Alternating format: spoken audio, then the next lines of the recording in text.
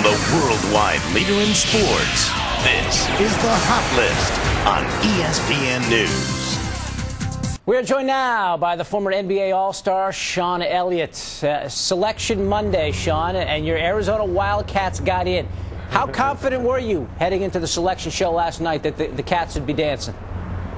You know, I was so confident I didn't even have to watch the show. I knew that they were going to get in. You know, I've been hearing the debate all morning, doing lots of interviews today, and I hear a lot of people complaining that Arizona State didn't get in, and it's unfortunate because, you know, we at Arizona, we always give Arizona State a hard time, but they had a competitive program this year, and we'd like to see as many Pac-10 teams get in the tournament as possible, but at the same time, you look at Arizona, their strength of schedule was absolutely tremendous. I believe it was #1 in the country. They had road games at Memphis, at Kansas, where they played extremely well, and I think that the selection committee took that in consideration, and the fact that, hey, you know, we're Arizona and they're Arizona State. It's a no-brainer when it comes to that. You got to put the Wildcats in. Oh, going that way. I mean, the Arizona State fans are saying, hey, we swept those guys during the regular season. We had a better conference record than those guys did. How the heck are we not in? You're not buying it. That's like the 100-year flood. It's an anomaly when Arizona State beats us 2 times in a season. So, you know, maybe they should have gotten in. You know, I say, yeah, they should have gotten in just because they are another Pac-10 team. They have 2 wins over us. I mean, anybody that beats us twice definitely deserves to be in the NCAA tournament. I mean, do you feel just a little bit sorry, a little sympathy for the Sun Devil? You know, you start to feel a little bit of sympathy, but then you're like, no, you don't. Not for. I mean, the Wildcats and the Sun Devils, it doesn't mix very well. And you know, a lot of people that are outside of the state of Arizona don't understand that that's one of the biggest rivalries in all of college sports. Yeah, I've heard tales about the Arizona State. Oh, yeah, there's stories. Let me tell you, there's stories. You got a good one for us? Should we stop right here and then listen to stories? No, they're all bad. Okay, they're all bad. Hey, Sean, I wanted to talk about the situation going on at your alma mater. I don't know if it's awkward, but Kevin O'Neill coaching the team this year. Lute Olson says, hey, and he's an institution, as you well know, in Tucson. He says, I'm returning next year. What is this like for the players and the coaches during all this? Well, I'm sure it's been a little bit of a confusing situation, but I think that was probably the plan from the beginning. I know Kevin has come in and he's done a tremendous job. And, you know, I thought with Kevin being there, it was a perfect opportunity for Lute to step away for a little while and take care of the business that he had to, because he could leave that program in hands that he could really trust. And there's no doubt that O'Neill has done a tremendous job bringing those kids along and really bringing them together, getting back to a lot of the values that Arizona had in the past as far as playing defense, working hard every day in practice, and really coming with a sense of discipline. And he's definitely brought a lot of that back to the program. And when you look at coach's situation, you know, let's be honest, Coach Olson is the largest sports figure in the state of Arizona's history. This guy resurrected the program. He's put that program back on the map. And you know, if he says he wants to come back, I don't think there's anybody that wants to stand in his way. No, tremendous track record there in Tucson. Does Kevin O'Neill stick around, or does he go out and get a head job somewhere else? Well, you know what? I would love to see those two work together. You know, a lot of people don't understand that Kevin O'Neill and Coach Olson go back a long ways. They've been friends for a long time. They've had a great relationship, and it'd be a shame if misunderstandings or media reports got in the way of a tremendous relationship and those two weren't able to work together next year. Sean, there happens to be a giant bottle of Coca-Cola Zero hanging off your right shoulder. What is this promotion we got going on here? Well, about 3 weeks ago, Coke Zero started a promotion, and basically what we did is we got 500 applicants from across the country, and we wanted them to do the impossible. We're saying that Coke Zero is a product that was almost impossible to create. It's got tremendous taste. It tastes just like Coke with 0 calories. And we're saying, okay, we did the impossible. Now let's see you 4 contestants do the impossible. They're going to stay in this RV that you see back here for 3 weeks. They're going to watch every single NCAA tournament game. And I don't know anybody who does that. So they're going to watch every single game. And not only that, they're going to blog, give their expert analysis and opinions on every game, and we're going to see what they're made of. This is not easy. You know, we have this RV here. It's got 6 flat screen TVs in it. They even have 2 TVs on the roof.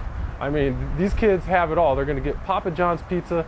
AT&T Wireless is providing the wireless so these guys can get on their computers and they can blog all day long for 3 weeks. it's something else, and it's a lot of work. And if they're able to complete that task, I'm going to take them to the Final Four myself, to the semifinal games, and we're going to have a good time. So they have a tough 3 weeks ahead of them. I don't know. They may be so sick of basketball they won't want to go to the games with you at that point. Hey, but that's why we got them here. We had 500 applicants say, hey, we said we want people that know it all or think they know it all about college basketball, kids that have a never back down type of attitude. And these are the 4 finalists, so they were tough enough to make it here. They should be tough enough to make it to the next 3 weeks. And you just basically lock the door and don't let them out until they start screaming? Yeah, we're going to lock them up for sure. Hey, it doesn't look bad. Look at that. Getting a little practice in right now, getting ready for the tournament there. That is a marathon. So is this winning streak that the Houston Rockets are on, Sean. Yeah. I mean, this is now 22 games in a row. What do you make of what the Rockets are doing? I think it's remarkable. With Yao Ming going out, I think a lot of people had written this team off. They said, hey, the Rockets are going to go right into the toilet. And for some reason, this team is starting to play well together. And, you know, what I've said to a lot of people today, the most underrated element in the NBA is chemistry. Everybody likes to put superstars on paper. And they say, hey, you know, this team looks great with these players. You look at the Houston Rockets, I don't think people can name their starting 5. But what's happening with their team now is they're helping each other on the defensive end. They're playing terrific defense. We all know defense wins championships. But not only are they playing terrific defense, they're sharing the basketball. Tracy McGrady's playing great ball right now, but he's not having to do it all. He has Shane Battier playing lockdown defense. Rafer Alston is doing a tremendous job at that point guard position. And I really thought that was their weakness this year with the Rockets. I thought they were solid, except for their backcourt. I thought their backcourt was a little inexperienced. They can make mistakes, especially down the stretch. But that's not happening right now. They're making the right decisions. They're making the right moves. And again, they're playing like a team, and that's the real key. Sean, it's such a wide-open NBA hunt right now. I mean, you got the Celtics and Pistons in the East, maybe the Cavs as well.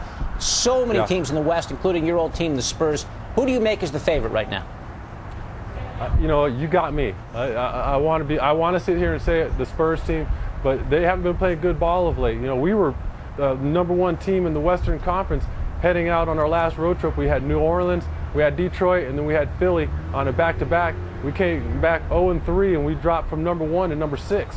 And right now we're going through a little bit of a funk, something like we did back in December and January where we had trouble scoring the basketball. Our defense is going to be there, but right now offensively we're struggling.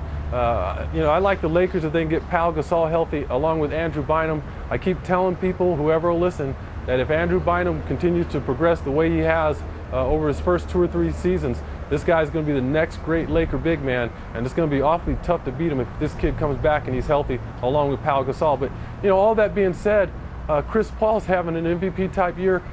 Throw in David West. A lot of people outside of the Western Conference don't give this guy enough credit because he's not in a big market. This guy's playing tremendous basketball. He's a fabulous power forward for the New Orleans Hornets. He can do it all. He's hurt us twice in big-time games where we haven't had an answer for him. Yeah, I can keep going on. You talk about Houston. I'll throw the Golden State Warriors in there. I'm still listening for a favorite. It's ridiculous. You're running through the whole list here.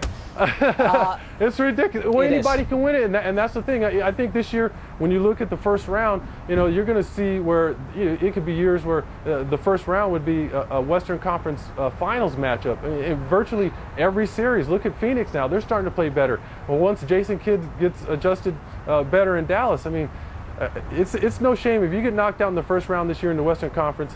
You shouldn't hang your head. I mean, it's just brutal.